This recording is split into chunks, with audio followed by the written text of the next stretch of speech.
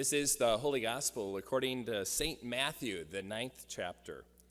Jesus went about all the cities and villages, teaching in their synagogues and proclaiming the good news of the kingdom and curing every disease and every sickness. When he saw the crowds, he had compassion for them because they were harassed and helpless, like sheep without a shepherd. Then he said to his disciples, "The harvest is plentiful, but the laborers are few. Therefore ask the Lord of the harvest to send out laborers into his harvest." Then Jesus summoned his 12 disciples and gave them authority over unclean spirits to cast them out and to cure every disease and every sickness. These are the names of the 12 apostles. First, Simon, also known as Peter, and his brother Andrew, James, son of Zebedee, and his brother John, Philip and Bartholomew, Thomas and Matthew, the tax collector, James, son of Alphaeus and Thaddeus, Simon the Canaanian, and Judas Iscariot, the one who betrayed him. These 12 Jesus sent out with the following instructions: "Go nowhere among the Gentiles and enter no town of the Samaritans, but rather go into the lost sheep of the house of Israel. As you go, proclaim the good news. The kingdom of heaven has come near. Cure the sick, raise the dead, cleanse the lepers, cast out the demons. You received without payment, give without payment." This is the gospel of the Lord, and you may be seated. So today I want to talk about hope. And that is talked about in our text from Romans, this whole notion of hope. In verse 3 we read, "And not only that, but we also boast in our sufferings, knowing that suffering produces endurance, and endurance produces character, and character produces hope. And hope does not disappoint us, because God's love has been poured into our hearts through the Holy Spirit that has been given to us." Our hope comes from Jesus Christ, and that hope does not disappoint. So I want to tell you about my journey with hope during this past week. It's been an interesting week, to say the least. My week started out on Monday, and I was at the grocery store. I got my scooter running again on Monday, or as I affectionately call it, my hog.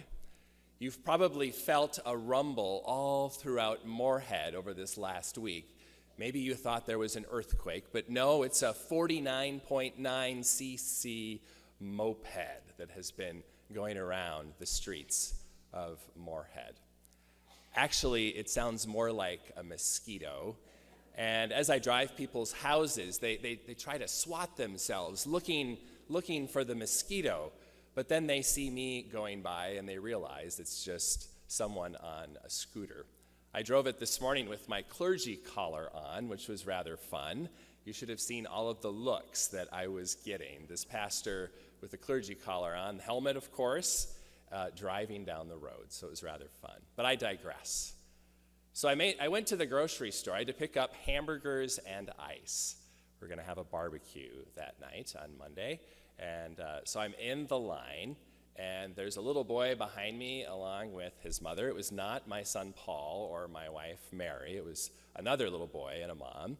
And this little boy was going through the candy aisle, and he was saying, Mom, I need this Twix candy bar. I need it." And the mom very quietly said, No, you don't need that. "But I do, Mom. Mom, I need Airheads candy.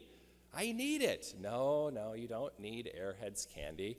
"Mom, I need a Snickers bar." No, you don't need a Snickers bar. "Mom, I need this. What is this, Mom? I need it." "Well, honey, that's a lighting stick thingy that produces a flame. Probably not a good idea for you." "Oh, Mom, I really need it." "No, honey, you don't need that." And then I started thinking, I need a Twix bar. And I did a horrible thing. I reached down and I grabbed a Twix bar in front of that little boy, and it was oh so good. I needed it really, really badly. Then I purchased my items and I went to my hog and I put the ice and the hamburger buns in the little compartment under the seat, and I fired it up. And as I fired it up, people are swatting themselves, looking for the flock of mosquitoes, realizing then it was just me on a scooter. And then I roared home, well, more like ee home. And as I'm on my scooter, the wind in my helmet, I started to think about that little boy, and I started to think about what we really need in life. I really didn't need that Twix bar, but it was oh so good. There's not a whole lot we really, really need in life in order to sustain life. Certainly we need food. That was the first thing that came to mind because I love food. We need water. That's a critical thing. We need shelter. We need people around us. We need medical care. I was thinking of all of those things that we need in life. There's not a whole lot that we really need. There's a lot of things we want, but not a whole lot that we really need. And then later that day, I was taking a look at the text that we have for today and came across this text from Romans that talks about hope, that our hope comes from Jesus Christ and that it does not disappoint. And I was thinking about hope.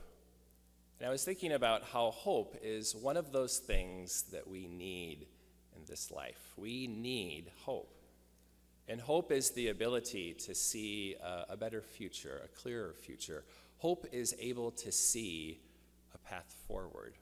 And we need that in this life. In my therapy work, I get very, very concerned when you ask someone where they find their hope. And if they say, I have no hope, I get very concerned. Not having hope is one of those indicators we look for when we're assessing someone who's considering taking their life. Hope is critical in this world. We need hope. And that whole notion of needing hope became very alive for me this week. We have a number of people on hospice care within our community, and this past week I went to visit one of those folks, Bob Frey, on Tuesday, and he was very close to death when I visited him, and I was able to pray with him and to pray with his family. And then the next day I was near the hospital, Essentia Hospital, where Bob was, and I thought maybe I should just go see how he's doing. So I pulled in and parked and walked up to his room. And as I'm walking up to his room, as I'm getting closer, his son Greg walks out of the room, and he was in tears. And he looked at me and he said, "My dad just died." And I couldn't believe it. He had died just about 30 seconds before I'd gotten there. And then I went into the room and prayed. And I prayed that we would remember of the hope that comes from Jesus Christ, whose hope does not disappoint. And it's Jesus Christ who gives us a better future, new life, because of the life, death, and resurrection that he did for all of us, that he was raised on the third day, and we too will be raised. Our hope lies in the cross. And I was able to proclaim that in that room on that day. And I was reminded once again that we need hope in our life, in the midst of this life of death, in the midst of this life of suffering and struggle. We need hope, and our hope is in Jesus. His hope does not disappoint. The next day, on Thursday, I drove out to our camper to do some writing. And I'm sitting in my gazebo, and I get a call from Omer Tweeton's daughter, Marianne. And she shared that Omer was not doing well, that he was close to death, and wondering if I could come. And I was just 37 miles away. He was in Perham. So I got into my car and made my way to the nursing home in Perham. And Omer was not responsive at that point. He wasn't able to talk back, but was stable, at least physically. And I was able to pray with him, and we prayed about how there has been a place prepared for Omer with God in heaven. A place has been prepared for each and every one of us, that there is new life, that God takes care of us in this life, and God takes care of us in the next life as well. There's hope in Jesus Christ, and his hope does not disappoint. And I had a wonderful visit with his family and left and drove back to my camper and was back in that gazebo when I had gotten another call from Marianne that Omer had passed away. And chills came through my body. He had just passed away about a half hour after I had left, and was so thankful that I was able to be there and visit with him. And once again, thinking about the importance of hope in the midst of those times of loss, of death, of struggle, of suffering. We need hope, and our hope comes from Jesus Christ. A little later in the day, I started to think and feel anxious about this day, a day when we will take a vote to refinance our mortgage, and a day where we'll look at how to do some debt reduction as well, engaging in a debt reduction campaign. And I felt anxious about our financial situation here at Christ the King, and felt anxious about this past May, that we had a really, really tough month financially. But we're not the only church that has struggled with finances, no doubt about it, and we'll share with you all of the details at the meeting after our service today. And talking about finances can be a really anxious thing, and our anxiety can raise, and sometimes we can get really frustrated with each other and point fingers and do all of those things. Talking about finances is not easy, whether you're doing it in a church or doing it as a family as well. We've done a lot of work with couples, and that finance thing is always at the heart of a lot of issues when couples are going through a difficult time. And I think it's so critical in the midst of our conversations about finances to remember that our hope does not lie in budgets or mortgages. Our hope lies in Jesus Christ. And may we never, ever forget that our hope lies in Jesus Christ, and to keep that at the front and center of all of our conversations about finances. Our hope lies in Jesus Christ, and that hope does not disappoint. We need hope in our lives. Hope is essential. Hope is the ability to see a better future. It is a need as essential as food, water, or shelter. And it is Jesus Christ who gives us this hope. In the struggles of life, we need to keep the hope that comes from Jesus Christ alive. And it does not disappoint.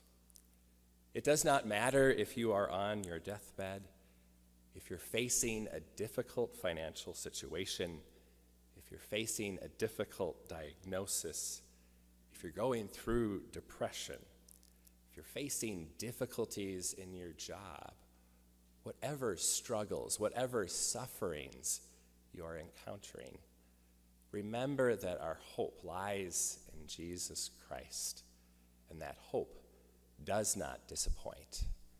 Amen.